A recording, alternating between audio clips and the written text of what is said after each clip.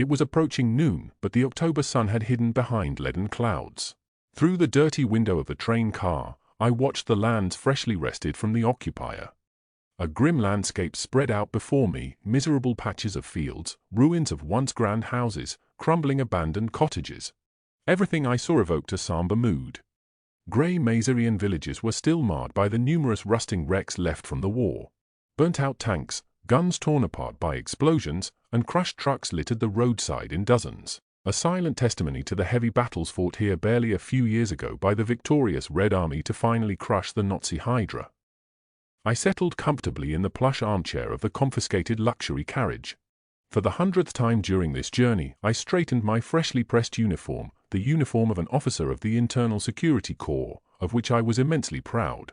I looked at myself in the window, adjusting the belt with a brand-new TT pistol. From behind the glass, a broad-shouldered blond man looked back at me, wearing a light grey jacket and a cap adorned with 4 golden stars. According to the women fate had crossed my path with, I was considered a handsome man, whatever that meant. Lacking a better topic, I drifted into thoughts about my own past. The only combat experience I had was in eliminating the remnants of partisan gangs in the inaccessible Bieszczady Mountains. Unlike my older comrades, I had not taken part in the war. That was why I now eagerly sought to prove my investigative skills in the case of the town of N. I graduated with honors from the ISC Officer School in July 1946 and was immediately assigned to the Internal Army Division. My first task was to pacify the remnants of UPA units in easternmost parts of Poland. According to my superiors, I had done quite well. Reports described me as a promising officer with above-average intelligence and a good tactical sense. I even received a medal for my participation in combat operations. In May of the present year, I was transferred to a specially designated investigative unit dealing with exceptionally complex crimes. Across the country, bands loyal to the London government were still roaming, as well as lone sadists whose wildest instincts had been unleashed by the war. On the turn of July and August, I managed to solve just such a case in one of the larger cities of Greater Poland. I neutralized a dangerous sect conducting particularly vile ritual murders. Important figures in public life were involved in the investigation, so my discretion was suitably rewarded. Now I was sent to the town of N, where I was to assist the local citizens' militia in dealing with especially tough partisans. Since the end of the war, for over 5 years, a gang of ex-Home Army soldiers and remnants from other nationalist groups had been terrorizing the area around N. Among their victims were mayors, party activists, secret informants, militiamen, and even comrades from the Red Army garrison stationed nearby. In the past 6 months, the terrorists had intensified their attacks, killing, among others, the commander of the station in N. According to the report, the officer died in a forest ambush late in the evening. His battered car was only found the next day, burned on a forest clearing. The execution was particularly interesting. The policeman had been killed by a shot to the back of the head, but his driver's throat had been torn apart. In the black and white photos, the wound appeared as if it had been inflicted by a sharp, albeit short, tool with irregular edges. I sighed quietly, adjusting an unruly cap. The task seemed daunting at first glance, but if successful, I could be certain of a promotion. My superior had made that clear during the last briefing preceding the trip. An interesting game awaited, I thought, slightly lifting the corners of my mouth. Meanwhile, the old locomotive, hissing and creaking with its worn-out mechanisms, pulled into the platform of the small town. The time-worn steam engine was covered with rust and scratches along its entire length, with only the boiler and buffers freshly painted. I stepped off onto the small station platform, enveloped in thick clouds of steam. The first thing that caught my eye was the old Prussian train station, bearing the marks of intense battles. The 2-story, once base-plastered building was marred with streaks of dirt. Shell and machine gun fire had scarred the structure so deeply that the walls were pockmarked with gaping holes, like the claw marks of monstrous creatures. The station was on the brink of collapse, and judging by its condition, it wouldn't be long before it fell. As a remnant of the land's former owners, it was likely destined for demolition anyway. The broken windows and larger bullet holes were covered with plywood and UNRA-donated tarps. Smaller holes were stuffed with straw. Dirty blue sheets of tarp lay on the roof as makeshift protection, weighed down haphazardly with stones. The afternoon sun offered no warmth. I took a closer look around the ruined platform. Shining puddles were scattered across the ground, and the cold wind whipped uncomfortably at my face and bare hands. The platform itself was littered with trash, old newspapers shifting with the gusts of wind. Dark red German bricks were stacked in a few piles. Here and there, holes gaped in the concrete surface, filled with dirt and gravel. Makeshift benches had been assembled from pine planks, and the post of the lone lamp bent into a cubist form. Aside from me, the only person on the platform was a young man, maybe 18, in a blue-grey militiaman's uniform, with a polished pipisha slung over his shoulder. Tall and muscular, with a broad chest, cheerful blue eyes, and fair hair, he was looking intently around the deserted station. Upon seeing me, he raised 2 fingers to his cap's visor and smiled slightly. "Welcome, comrade captain," he shouted in my direction, his voice muffled by the whistling wind. A nice guy, I thought. "Hello," I replied, walking up to the militiaman. I handed him my suitcase, and we headed toward the platform's exit, steps carelessly laid out from broken bricks. Nearby, a battered GAZ vehicle in the colors of the citizens' militia was parked, presumably my ride.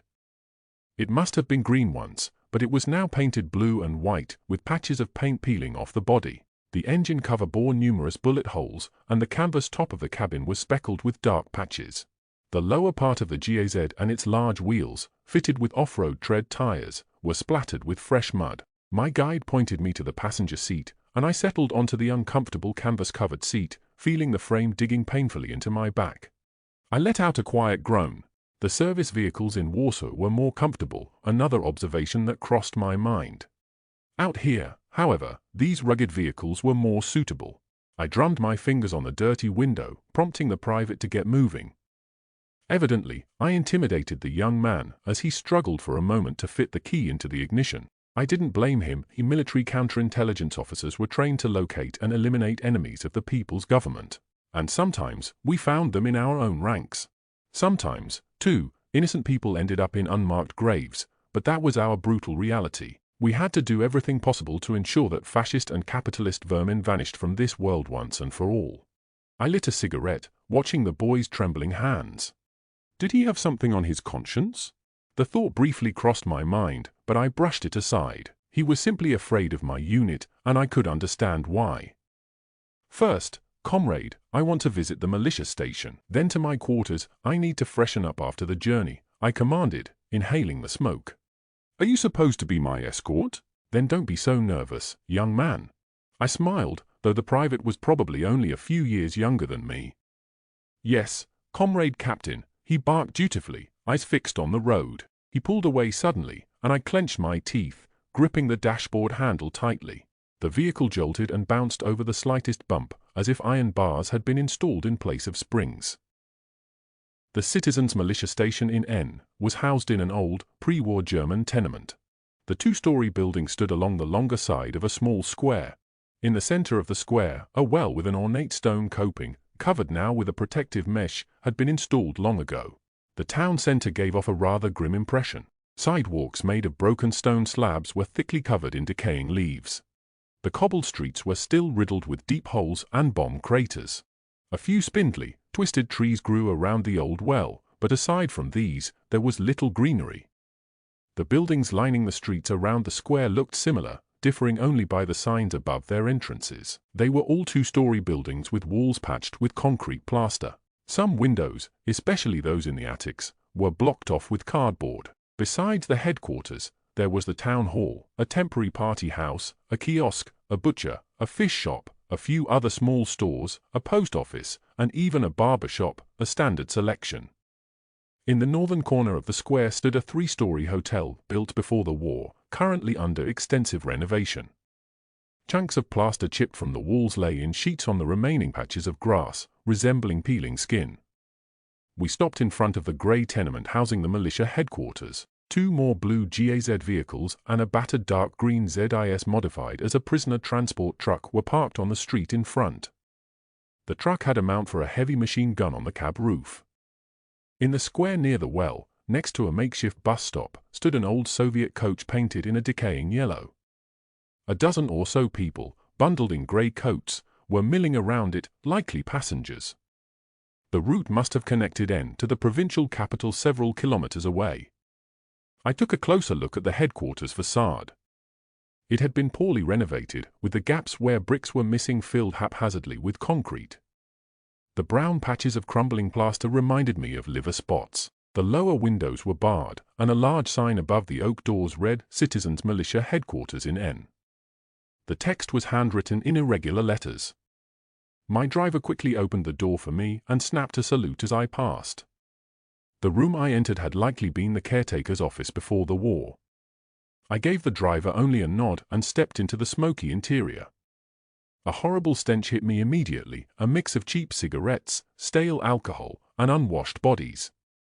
Opposite the door stood an old desk with an inkwell, piled with papers. Behind it sat a young woman, perhaps 20 years old, dressed in an impeccably clean secretary's uniform.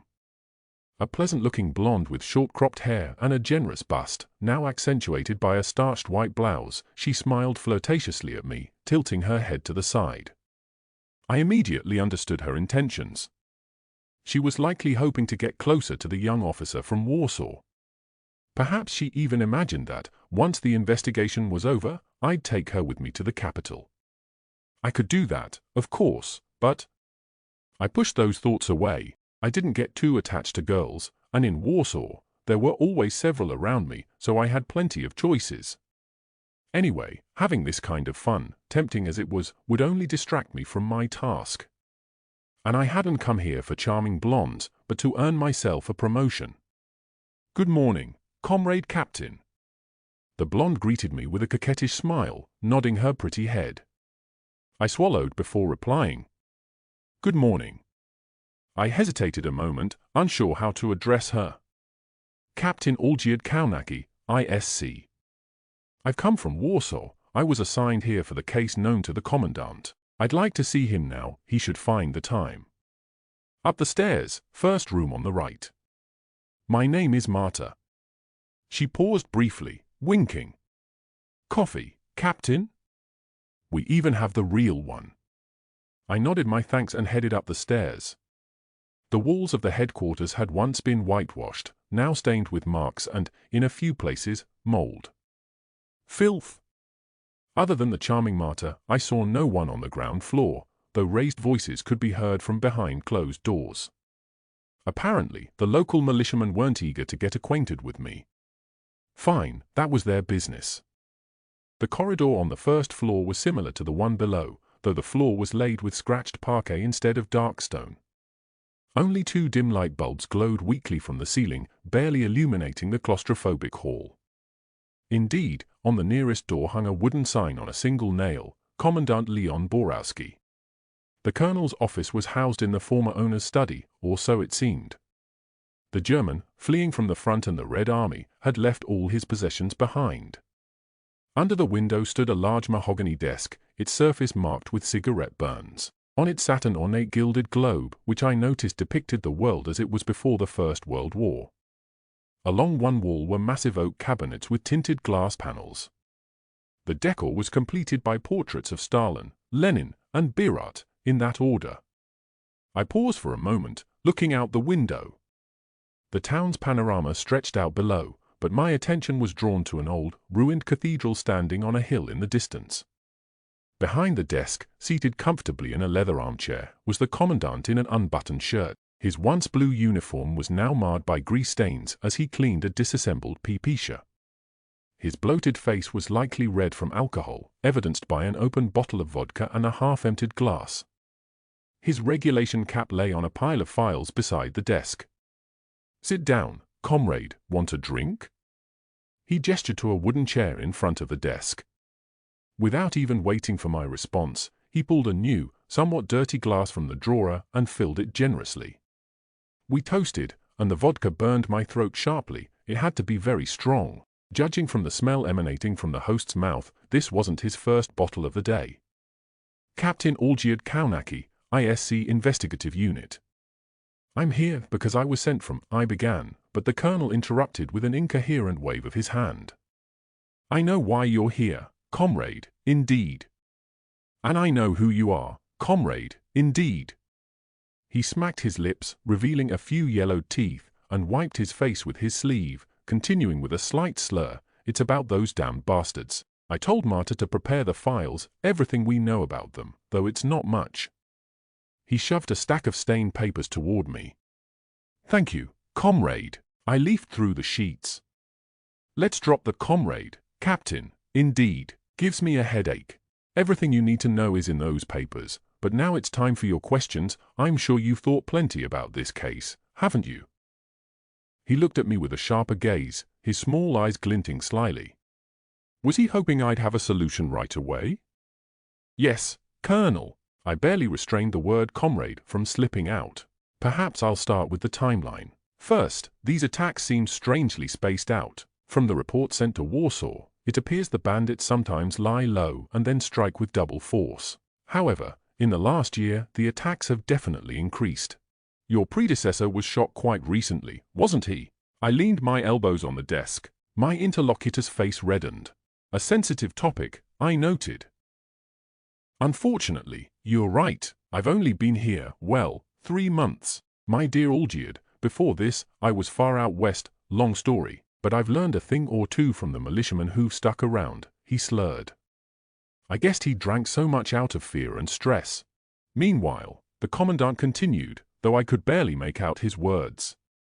After the war, there was a large partisan movement here. Not just Polish fascists from the Londoners, but also werewolf, armed gangs hunting for gold and loot in abandoned German estates, informers. It's no wonder, my dear Olgierd, these forests are dense, plus the old Nazi bunkers, lots of good hiding places, though we know about most of them now. It took the army almost a year to deal with the German detachments and armed thieves. The Home Army partisans held out longer, but they were promised amnesty in '47, and most of them came out of hiding then. There was also the Augusto roundup, which sent quite a few bandits into the ground in the forests. Some of the more important ones were sent to Warsaw, to Rakowiecka Street, but the attacks and terror didn't stop even after catching those partisans.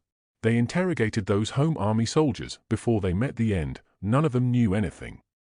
If any of them had important information, the NKVD investigators would have extracted it.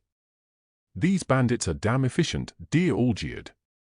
They kill only those connected to the government, and they never leave witnesses. He finished his speech and rubbed his temple with a greasy hand. Almost immediately, he poured himself another generous shot of vodka. What is known about the new residents of this town, the resettled? Could they have something to do with these attacks? Any former soldiers from the September campaign or converted partisans? I asked, wanting to dismiss one of the theories circling in my mind. It seemed likely to me that these forest bandits might have some connection to the local population. Then again, some partisan units operated in completely random areas, especially on the recovered territories. The commandant shook his head. An entire population from a town and nearby villages in former Lithuanian territory was relocated here.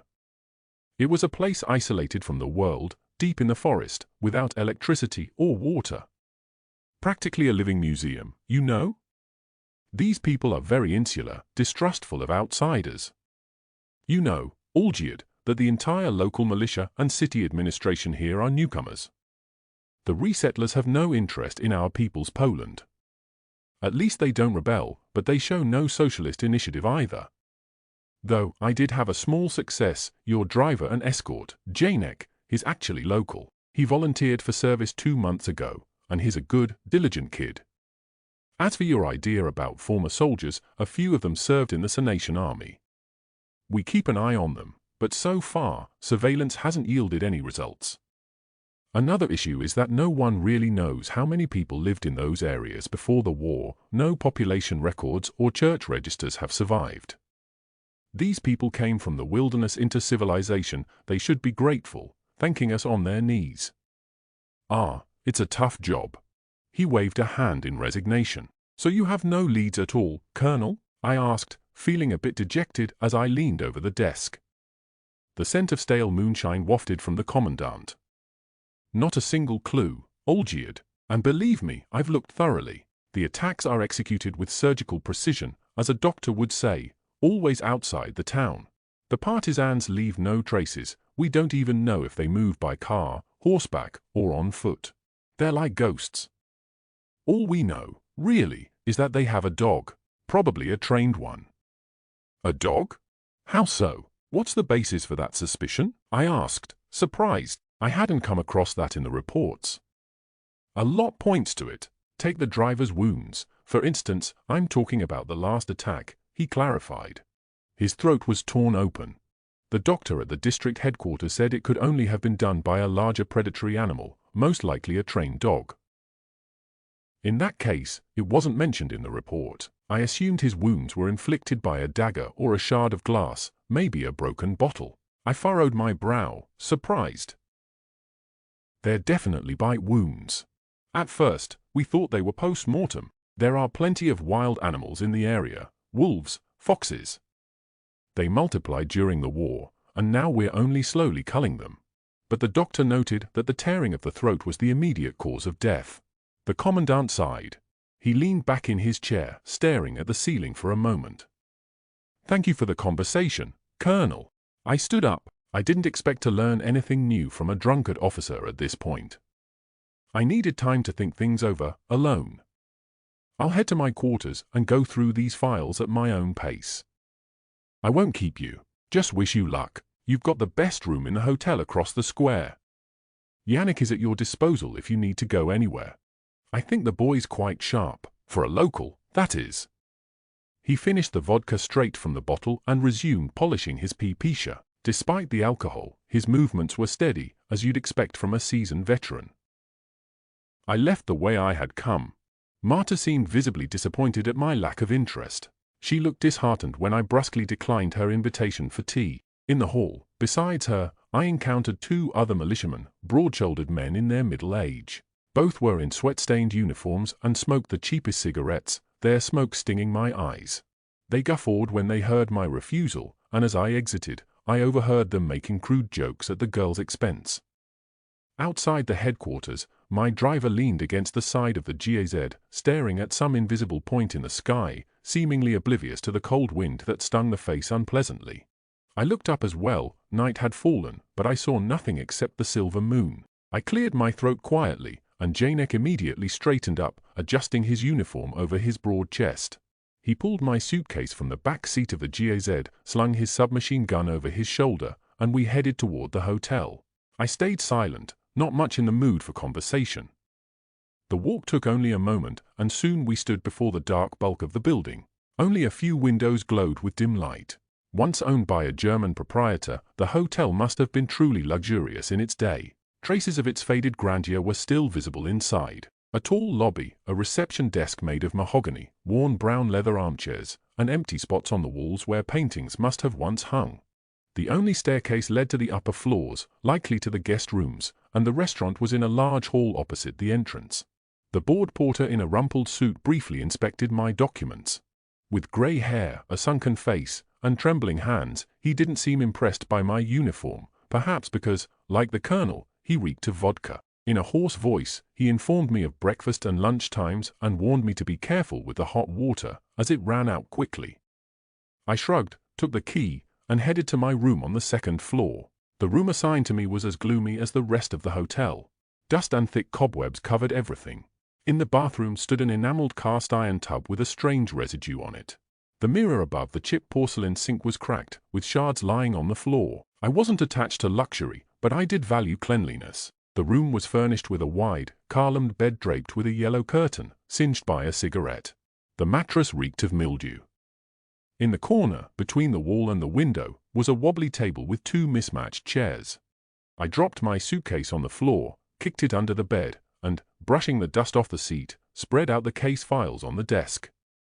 I missed coffee, but the kitchen was closed, so I had to settle for a carafe of stale water. In front of me were all the attack reports from the past year. A dozen separate reports, each marked with a date and the victims' names. Some included gruesome photographs of the bodies. I skimmed through the files. It seemed the colonel's alcoholism was at least partially justified. The partisans regularly murdered both prominent party members and militiamen. The previous commandant had been killed 3 months ago, and the one before him about 5 months earlier. This post seemed like a death sentence. The manner of execution was similar in every case, exceptionally brutal, almost sadistic. Victims were hanged by a thin cord, then shot in the stomach, bleeding out over the next hour. Several had been decapitated by an axe or saber, according to the descriptions. I swallowed hard. One officer had his tongue cut out and his eyes gouged. The victims weren't chosen at random. I had to reluctantly admit that, in a few cases, they had actually done society a favor. Among the casualties was a mayor who, it turned out, had collaborated with the Nazis during the war. They also hanged a Red Army officer, a sadist responsible for mass rapes during the liberation of northern Lithuania. That story had made headlines in Warsaw, but no one could take justice into their own hands, no matter how vile the target. The regularity of these attacks struck me. The bandits struck every 3 or 4 weeks, in series of 2, sometimes 3 ambushes, then vanished as if they disappeared into the earth. This suggested they must have a permanent hideout in the forest. I made a mental note of this observation. I recalled that trained attack dogs had been used by the Americans and British during the last war. I'd spoken about it with an older officer, my mentor during training with the Internal Security Corps.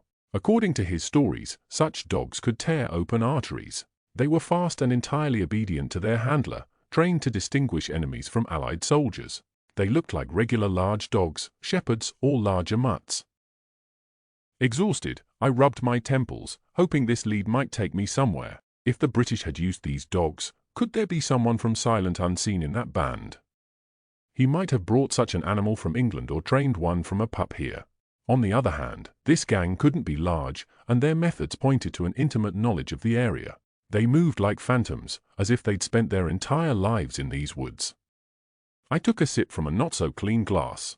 Something was still bothering me, as if there was a missing piece in the files in front of me. I sensed I was missing a small detail, the key to the whole puzzle, without which it was just a collection of random incidents. I rubbed my tired eyes, turned off the light, and headed to bed. Time to sleep. The next day, I went down for breakfast at 7 sharp. I'd woken up on my own, without an alarm. Years spent in barracks and strict military discipline had drilled me well. In the hotel dining room, a few tables remained in the middle of the spacious, glass-walled hall. A sleepy waitress served me something that tasted like mushy sawdust and sandwiches with bland ham. I forced myself to eat, washing it down with weak chicory coffee. The real stuff had run out with the American aid supplies. After the meal, I grabbed my coat from my room and headed to the porter. The elderly man seemed not to have left his spot since last night. He still wore his stained suit, only now he reeked even more of alcohol. From a brief conversation, I gathered he was something like the manager of the place. He wasn't a local. He'd come from the Krakow area a year ago because he'd always wanted to live up north. He saw his transfer to N as a sort of promotion. The receptionist was a loner, not friends with anyone, and without any special interests. He dedicated all his free time to the hotel and the bottle. It seemed that everyone here drank. Besides the manager, the staff consisted of a maid, a waitress, a cook, and a night watchman who also acted as caretaker. They were from the town, but they kept only professional relations with the older man, so he knew nothing about them. Few guests were staying here. Just an engineer from the plant in the district city, overseeing some newly started construction projects, and a representative from the Central Party authorities with his red-haired secretary. The latter two shared a room and rarely left it, except to fetch alcohol and snacks. I wasn't particularly surprised. Married men in high positions occasionally arranged such excursions. On the other hand, a prominent party official could be a tempting target for the forest bandits. It might be worth keeping an eye on him. I hadn't learned anything interesting, so I went for a morning walk to mull over everything once more. Like yesterday, dark clouds covered the sun, and the wind was swirling leaves across the empty square.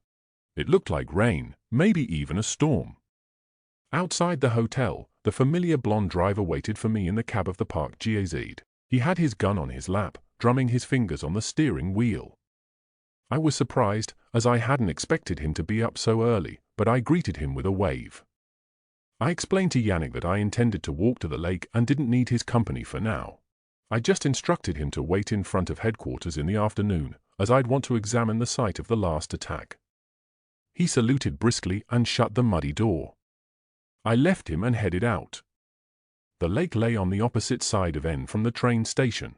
A long stretch of water bordered the eastern edge of the town. From what I gathered, the local residents, back in the days of the Prussian Junkers, had primarily made a living from fishing. I walked slowly, resisting the strong wind and taking in my surroundings. In the distance, I saw one of the town's two churches, a ruined cathedral situated on a small hill. Its tall, broad-based tower, riddled with bullet holes, had long passed its glory days. The rest of the structure's walls were gaping with holes, and the cracked stained glass windows had lost most of their colorful panes. The whole thing looked like a fallen monster, mortally wounded but still menacing. I wasn't a believer, but a strange chill ran through me as I passed by the walls of the old church. One thing puzzled me: where were the town's residents? I missed the familiar bustle of Warsaw, Lodz, or Poznan. It felt unsettling to slip through empty streets where I rarely saw a lone, hunched figure here or there, grey and withdrawn. Rats! An inexplicable fear crept over me.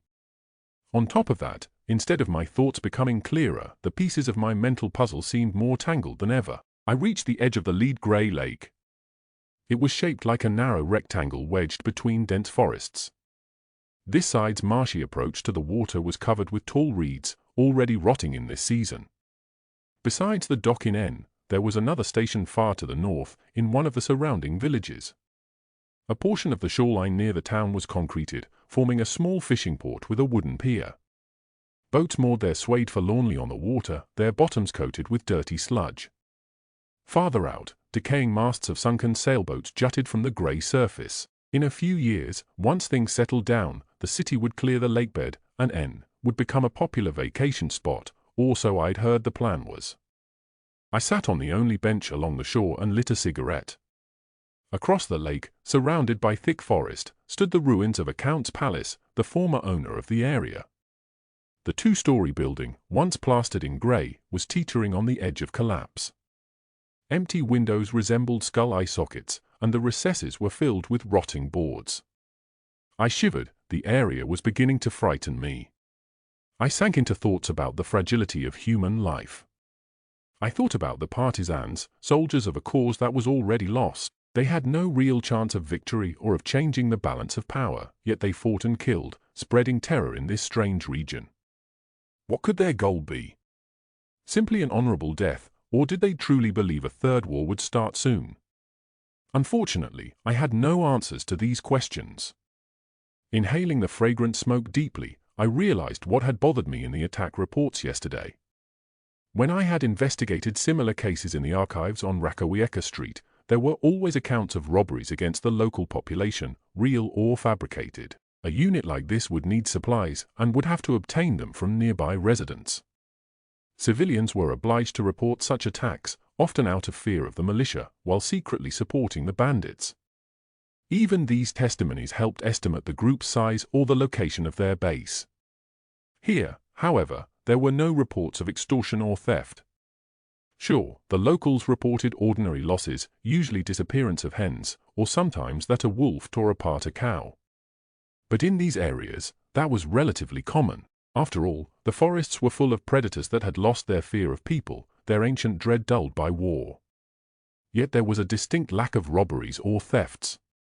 The place felt almost too peaceful. It began to drizzle, the first cold drops striking the leaden surface of the lake. I turned up my collar and quickly headed toward the headquarters. I might be onto something, and there was no time to waste. 3 weeks had passed since the last attack. I found myself back in the commandant's office. The colonel looked as if he hadn't moved a centimeter since our last meeting. He was still seated in his comfortable armchair, sipping from a glass filled with a clear liquid. I couldn't really blame him, knowing how his predecessors had ended. Here, he had a better chance of survival than out in the field. I carefully took a seat on the rickety chair and briefly shared my thoughts.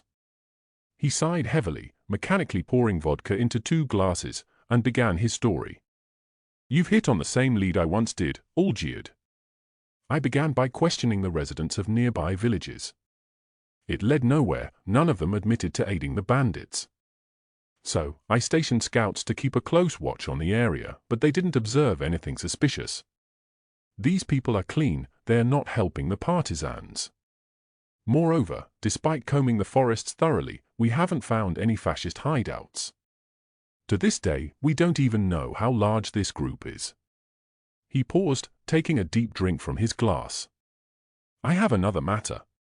Today, General Suvorov is coming to N. His unit is set to be stationed nearby in the future, and he wants to personally select a site for the base. He'll be staying at your hotel, so I'd like you to keep a close eye on him, Olgierd. He sighed, then remembered another issue. All our militiamen have automatic weapons, yes, but we won't get any support from the provincial command, even in case of emergency. Apparently, they're short on personnel as well. We're on our own. He shook his head sadly and slid a pipisha across the table. Would you like to borrow it? Better than just a pistol, right? I declined. I had my own weapon, a new TT pistol, and I wasn't keen on lugging around that hunk of metal. I preferred to rely on my intellect rather than brute firepower. Besides, from what I remembered, no gun had ever been much help against partisans. I bid farewell to the colonel and left the office in a foul mood, trailed by Marta's lingering gaze, not reciprocated, of course. The drizzle continued. Small, sharp droplets slipped under my collar, chilling my neck. Another thought was nagging at me, but I didn't feel like going back into the stuffy interior of the building. My mind was occupied with a new problem. No corpses of Home Army fighters had ever been found, nor had any wounded, yet the bandits' victims must have tried to defend themselves. This suggested that there were likely injured men among the forest unit, meaning there must be a medical station somewhere in the woods. They wouldn't simply abandon their own. Not since the Augusto roundup had there been a case this intriguing, I thought with a sigh. I strolled slowly along the row of tenements surrounding the square, glancing at the signs. I was looking for the butcher's shop. There was one more thing I needed to investigate. I pushed open the battered door and stepped inside. The interior was lit by a dim bulb hanging from the ceiling. The hooks were empty. The only person in the shop, a chubby man in a stained apron, was sitting on a chair in the corner. When he saw me, he stood up, set aside his newspaper, and nervously wiped his hands on his shirt. He looked anxious even from a distance. "Good day, Citizen Major," he greeted me with a lilting Borderlands accent. He exaggerated my rank on purpose. I could see it in his eyes. "How can I help you?" "We're out of meat." He spread his hands helplessly. "Good day." I smiled, tucking my cap under my arm. "I have a question for you, citizen. You're likely more familiar with the area than I am, right?" "Of course." "That's obvious." He nodded. "Good. It works out perfectly. Last night, I was woken up by barking, sounded like a big dog. Do you know if anyone here owns such an animal?" "It must have been a large beast," I bluffed. "That's impossible." "It must have been a dream, Citizen Major. No one here has a dog." His face turned chalk white, and he nervously twisted the corner of his apron. "Not in town, nor in the nearby villages. We've never had such animals here." "Never?" "No?" "Then who gets the scraps?" "The bones?" I glanced at the empty shelves. "These days, people eat everything. It's hard here," he replied, suddenly adding sharply, "We even boil bones for soup. Everything's used. And there are no dogs here, never were. I'm telling you, it must have been a dream." I cut the pointless conversation short. The butcher was clearly hiding something, though I couldn't figure out what. He was right about one thing. I was bluffing about the dog. Now that I thought about it, I hadn't heard any barking or yapping in the entire town. That silence was strange. Unfortunately, I couldn't drag the butcher to headquarters and force the truth out of him. For now, I didn't have any solid grounds, but the butcher was clearly avoiding the topic. Soon, I found myself back in my hotel room. It was chilly, and while warmer than outside, the radiator was as cold as a tomb. Irritated, I sat down at the desk, gripping a pen tightly in my hand. I pulled a pack of cigarettes from my pocket. I tried to calm the chaotic thought swirling in my head. First, the butcher had definitely lied. The lack of dogs in the town and surrounding area still seemed suspicious. From what I recalled from other investigations, places like N should be filled with the barking and yapping of mutts. People always looked after their property, and noisy pets helped with that. Here, however, I was surrounded by silence. With no new ideas, I reached into my bag for a cloth and some gun oil. I took apart my TT pistol, meticulously oiling each part. Keeping my hands busy with a mechanical task helped me think. Let's assume, for a moment, that these partisans aren't permanently based here. After all, the commandant said his men hadn't found any trace of a hideout. It occurred to me that, since the bandits only appeared every few weeks in N, they might also be showing up in other locations, say, within a dozen or so kilometers. Now, I just needed to check this hypothesis with the colonel.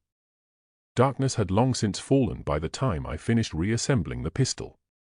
I snapped the magazine into place, sighed, and headed for the door, grabbing my cap from the rack on my way out.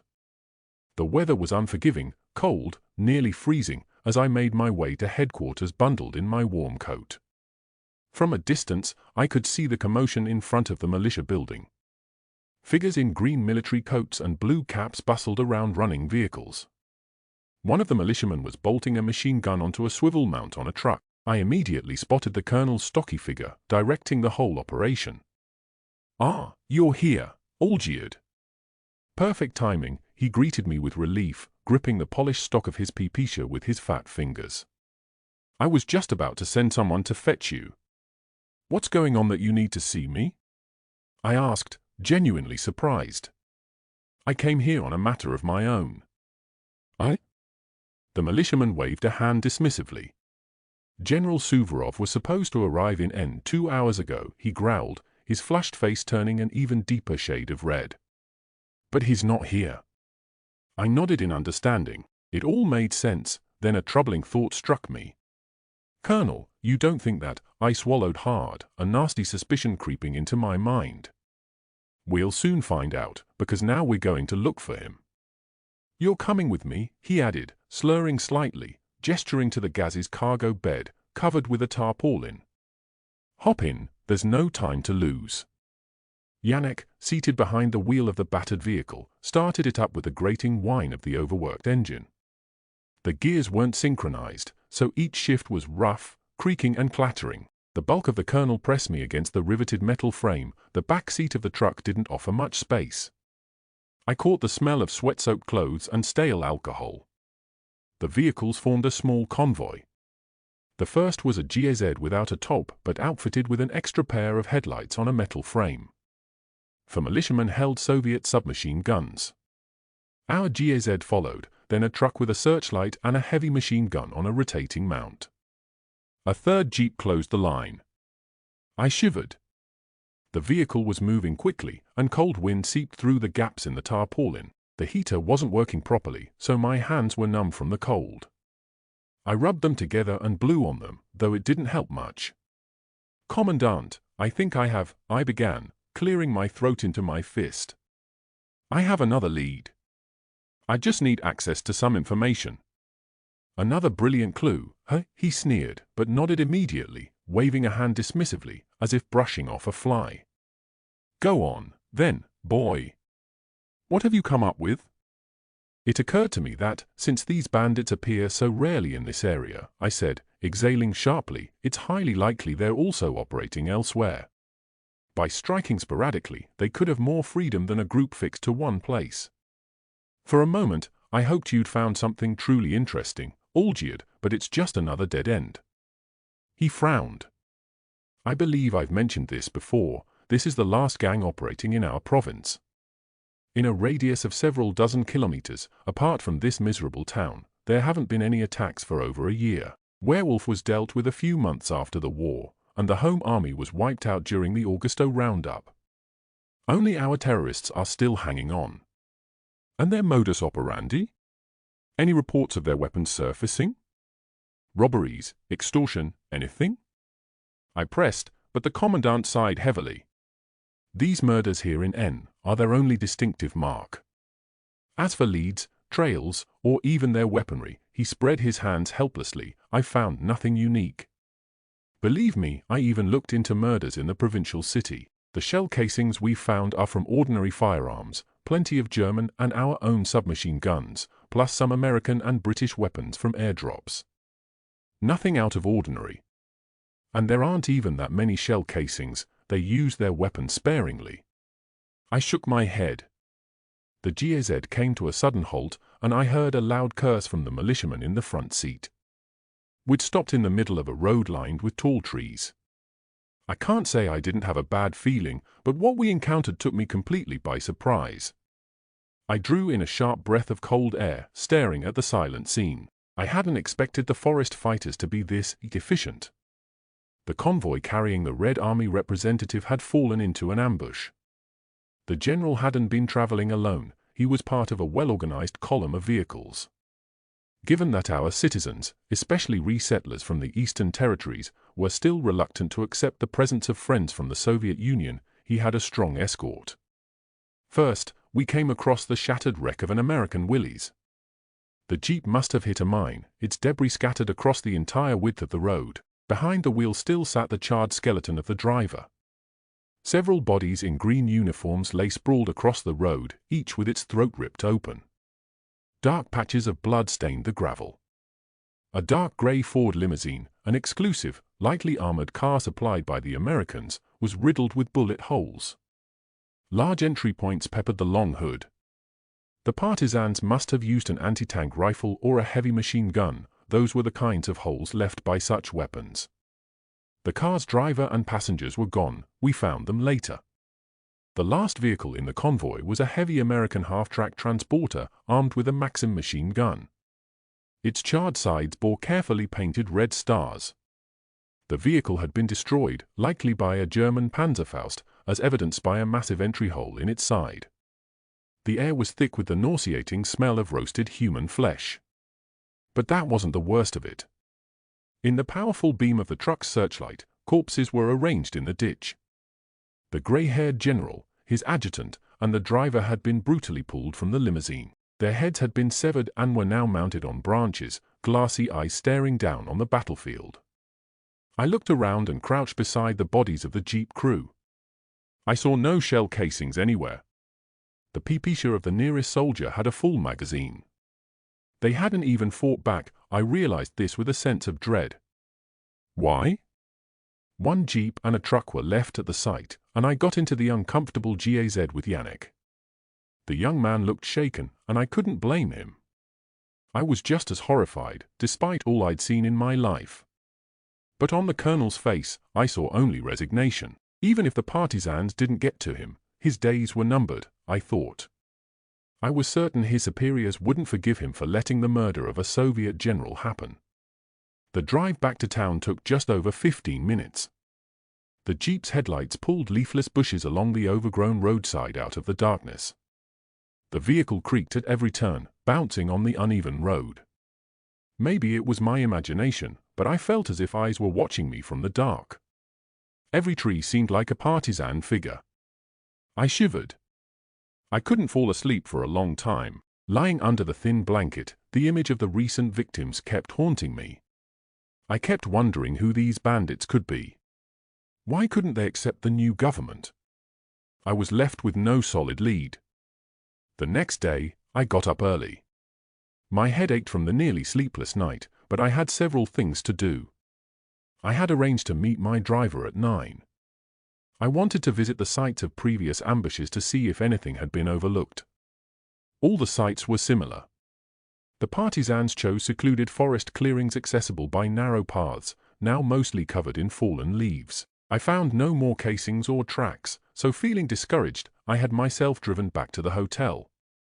I spent the evening in my room, absent-mindedly drawing patterns and doodles on a blank sheet, trying to keep my hands busy. Eventually, I went outside to smoke, hoping the cold air and cigarette smoke would help calm my thoughts. Lost in thought, I walked slowly along the empty square. I could still see, as vividly as yesterday, those heads impaled on stakes. Deep in gloomy thoughts, I bumped into Yannick. He was walking toward me with an unsteady gait, looking nervous. His hands were trembling as he clutched his blue cap. "Comrade Captain, I think you should see something," he began, stammering and stumbling over his words in excitement. "It's not in town, but—" "What happened? Did you find something, boy? Can we go there tomorrow?" A night excursion didn't appeal to me, especially since it was already dark. I hadn't eaten since breakfast, and the day of exhausting crime scenes investigation had worn me out. No, comrade captain. It's very close, in the woods just outside town. I think it's some trace of the partisans, a campsite. I thought I should inform you first and not the station, he said in a breathless rush, clenching his hands. I think we need to hurry. I stumbled on it by accident, just a moment ago. I thought it over. Maybe Yannick really had discovered something important? In that case, I needed to inspect it myself before notifying the colonel. Yannick certainly knew the nearby paths well, which would explain the mud on his vehicle. On the other hand, a breakthrough in the investigation at this moment? It would be almost miraculous. I couldn't pull anyone from headquarters. The town was practically defenseless anyway, especially after yesterday's attack. I made my decision and quickly jumped into the Gaz's passenger seat. I patted the bulging holster at my side. The familiar weight wasn't exactly comforting. After last night, I couldn't be certain of anything. After all, those brutally murdered soldiers had been armed to the teeth, and it hadn't helped them much. Yannick started off with a jolt, holding his pipisha across his lap as usual. The streetlights were still dark, and only the headlights of the vehicle illuminated the dirty, silent town. I clenched my teeth, gripping the seat as my driver turned onto a narrow gravel road leading into the forest. I briefly thought that yesterday we seemed to have driven in the opposite direction. After a few minutes, we turned onto a narrow forest trail, 2 ruts running between the trees. Yannick drove with focused determination and finally stopped by a sprawling spruce. He gestured for me to stay silent. I stepped out into the cold embrace of the night. For the first time in my life, I felt truly uneasy, almost out of place, as if I didn't belong here. A deathly silence filled the air, broken only by the faint rustling of branches in the wind. I couldn't even light a cigarette. The flicker of the lighter could give me away. I followed Yannick in the darkness. He clicked his gun off safety with a dry snap and pointed to a barely visible path leading further into the forest. He moved quickly, brushing aside bushes with his left hand. In the dim moonlight, I could barely make out his silhouette. He's in damn good shape, I thought, struggling to keep up. At last, we reached our destination. A small clearing, roughly 10 by 20 meters, surrounded by tall, leafless trees. In the center, on a patch of dead grass, lay a pile of stones forming a makeshift fire pit. At the far end of the clearing, in the faint moonlight, stood 2 small shelters built from branches and canvas tarps. On one of the trees hung a few bundles, perhaps the personal belongings of the partisans. It started to drizzle, the rain steadily picking up. No wonder the fighters had not been found so far. They'd hidden themselves well. I was full of admiration for my guide. This was no easy place to track down. I turned to him and commanded, "Go back to town and get the commandant. Immediately. Bring him here, and tell him to bring as many men as he can gather, along with all the heavy weapons in storage. I'll make sure you get a medal for this." I gave him a quick nod. The boy saluted and disappeared into the thicket. I drew my TT pistol from its holster.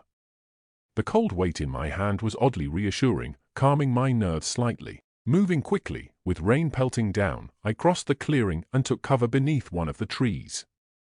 The bare branches offered no shelter. I stood there, drenched by freezing rain, feeling my hands grow numb. I scanned the campsite, looking for any details that might reveal the partisans' numbers. I didn't see any coats. It seemed the unit was out on an operation.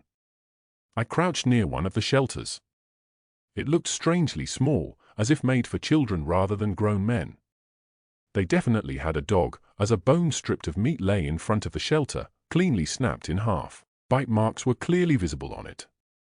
I wondered if these bandits poached and, if so, why they'd give the best cuts to their animal, when I heard a low, guttural growl. I turned and immediately pressed my back against the tree, feeling a cold sweat break out on my forehead. It seemed I wasn't the only one drawn by the remnants of the Home Army's camp. Wolves had entered the clearing, the biggest I'd ever seen. A whole pack. Their rain-slicked, black and grey fur gleamed in the moonlight. They showed no fear, circling in a half-arc, their piercing red eyes fixed on me. I couldn't count them exactly out of terror, but there were at least a dozen. At the front was a grim-looking alpha with a missing eye and a thick scar down one side of its muzzle. Behind it stood an even larger, terrifyingly gaunt wolf, with a gaping wound where 2 claws should have been on its left paw. With a trembling hand, I fired a warning shot into the air, but it did nothing. The growling intensified, and thick drool dripped from their jaws.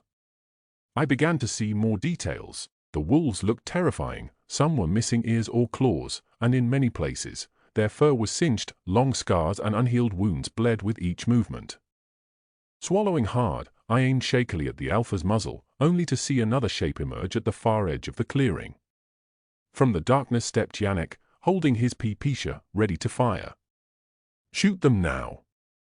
There's no time," I shouted, but he just smirked mockingly. He secured the gun, leaned it against his leg, and lit a cigarette, shielding it from the rain with his hand. My blood ran cold. So he was in league with the bandits. It all started to make sense. He was their mole in the militia. And I had let myself be led to my own execution.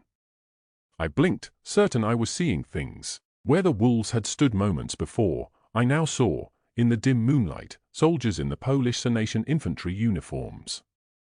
At the front, where the one-eyed alpha had been, now stood an officer with a major's insignia. Beneath his cap, adorned with an eagle in the crown, a once white bandage, now filthy with blood and pus, crossed his face where the wolf's eye had been. Behind him were other soldiers, clutching German, American, and Soviet automatics. Grenades and Luger pistols hung from their belts. Most held cavalry sabers. An enormous sergeant with a heavy machine gun, standing behind the major, grinned wickedly, aiming it straight at my stomach.